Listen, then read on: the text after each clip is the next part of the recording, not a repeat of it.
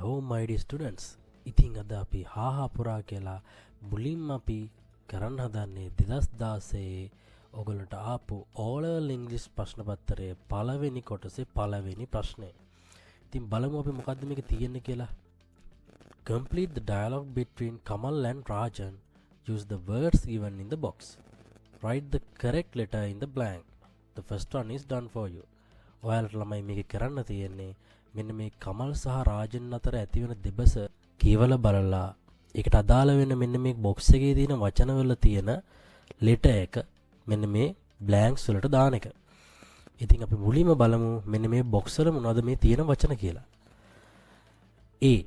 ඒ වල තියෙන drive කියලා. ළමයි අපි මේ drive කියන වචනේ යොදාගන්නේ කාර් එකක්, ලොරියක්, බස් එකක් වගේ එකක් අපි පදවනකොට ඉංග්‍රීසි වලින් අපි drive කියන වචනේ තමයි යොදාගන්නේ.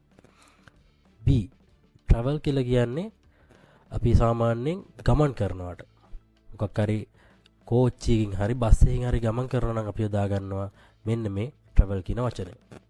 ඊළඟට C වල රෝ කියලා කියන්නේ ළමයි ඔරුවක් වගේ දෙයක් අපි පදිනවට. ඔරුවක් වගේ දෙයක් පදිනවා නම් අපි යොදා ගන්න verb එක තමයි රෝ කියන එක. D වල තියෙනවා walk කියලා. පයින් ගමන් කරනවා නම් පයින් යනවා නම් අපි යොදා ගන්න verb එක තමයි walk කියන එක. E වල තියෙන fly කියන එක. fly කියන එකේ තේරුම තමයි ළමයි පියාසර කරනවා කියන එක. ඔයාලා මොකක් හරි සරුංගලයක් හරි ගුවන් යානයක් හරි පියාසර කරනවා නම් අපි යොදා ගන්න verb එක තමයි fly කියන එක. F වල තියෙනවා right කියලා. right කියන්නේ ළමයි සාමාන්‍යයෙන් පදිනවා කියන එක. අපි බලමු දැන් මෙන්න මේ dialogue එකේ මොකක්ද තියෙන්නේ කියලා. කමල් කියනවා hey Rajan, you are late.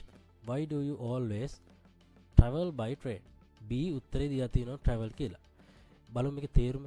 Hey Rajan, you are late. ඔයා පරක්කුයි. Why do you always? අයියෝ නිතරම travel by train. කෝච්චියෙන් යන්නේ. රාජන් කියනවා no I am not late. නෑ මම පරක්කු නෑ. I always come to school by train. මම හැම වෙලේම ඉස්කෝලේ එන්නේ train එකෙන්. කමල් කියනවා I see. මම දන්නවා.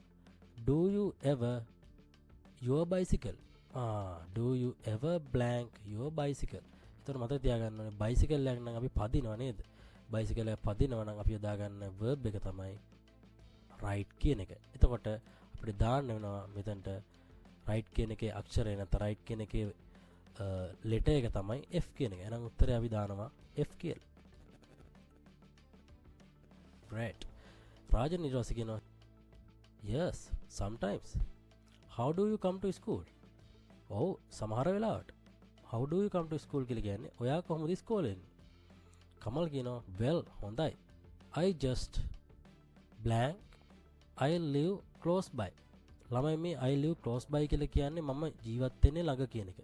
මෙයා ළඟ ජීවත් වෙනවා අනිවාර්යයෙන්ම අපිට යොදා ගන්න පුළුවන් verb එක තමයි walk කියන එක. මොකද හේතුව මෙයා ළඟ ජීවත් වෙනවා නම් මෙයා එනවා ඇත්තේ පයින් නේද? එහෙනම් අපිට දාන්න පුළුවන් walk කියන එක. walk කියන එකේ letter එක තමයි D කියන එක. එහෙනම් අපිට උත්තරේ විදියට D දාගන්න පුළුවන්. හරි. ඊළඟට රාජන් කියනවා hey lucky you. You know I'm learning to blank my father's tractor. Hey lucky you. ඔයා නම් ගොඩක් වාසනාවන්තයි. You know ඔයා දන්නවද I'm learning to. මම ඉගෙන ගනිමින් ඉන්නවා my father's tractor. tractor එකක් තමයි මෙයා පදින්න ඉගෙන ගන්න දන්නේද? tractor එකක් පදිනකොට අපිට right කියන වචනේ දාගන්න බෑ. fly කියන කොහොමද දාගන්න බෑ. row දාන්නත් බෑ. එහෙනම් ගැලපෙන උත්තරේ මොකද්ද? drive කියන එක තමයි එන්න ඕනේ. එහෙනම් උත්තරේට අපි දාගන්න වෙන්නේ letter එක තමයි A. drive කියන එකේ තියෙන letter එක තමයි A. එහෙනම් අපේ උත්තරේ A කියලා මේ විදිහට දාගන්න පුළුවන්. ඊට පස්සේ කමල් කියනවා I would love to. ඒ කියන්නේ මම කැමති. මෙතන love කියන මේ verb එකෙන් කියවෙන්නේ ආදරය ගැන නෙමෙයි. මෙතන කියවෙන්නේ කැමති කියන එක. I would love to a plane one day. I would love to blank a plane one day. මම කැමති. එහෙනම් මෙතන අනිවාර්යයෙන්ම මෙයා ප්ලේන් එකක් පියාසර කරවන්න කැමති කියලා තමයි කියනවා ඇත්ත නේද? එහෙනම් පියාසර කරනවාට කියන වචන තමයි fly. එහෙනම් ඒකේ තියෙන letter එක තමයි E. එහෙනම් ආන්සර් එක විදිහට අපිට දාන්න පුළුවන් E කියන එක. ඊට පස්සේ අවසානයේදී රාජන් කියනවා me too මමත්. I know මම දන්නවා how to කොහොමද a boat. I know how to blank a boat. එහෙනම් මොකක්ද දෙන්නේ මේ blank එකට? මම දන්නවා how to boat එක ගන්න ඉතින් ඉතුරු වෙන්නේ මොකද්ද? row කියන එකනේ ඉතින්. row කියන්නේ ඉතින් බෝට් එකක් වගේ දෙයක් අපි පද වෙනකොට දාගන්න verb එක. එතකොට අපිට ගැලපෙන්නේ අවසානයේ C කියන එක. අවසානයේ බලන්න මේ කමල් කියන ඊට පස්සේ oh really කියලා. ඉතින් ළමයි මේ ප්‍රශ්නේ ඔයගොල්ලෝ සාර්ථක නිම කරොත් ඔයගොල්ලෝ ලකුණු 5ක් දාගැනීමේ හැකියාව අනිසකවම ලැබෙනවා. ඉතින් මගේ YouTube channel එක subscribe කරලා නැත්නම් දැම්ම subscribe කරලා set වෙලා ඉන්න. මම ඊළඟට ඔයගොල්ලන්ට test 2 එක කියා දෙනවා. ඔයගොල්ලෝ subscribe කරලා තිබුණොත් මගේ වීඩියෝ එක දාපු ගමන් ඔයගොල්ලන්ට බලා ගන්න පුළුවන්. ඉතින් එහෙනම් ඊළඟ වීඩියෝ එක හමු වෙමු. See you in the next video guys.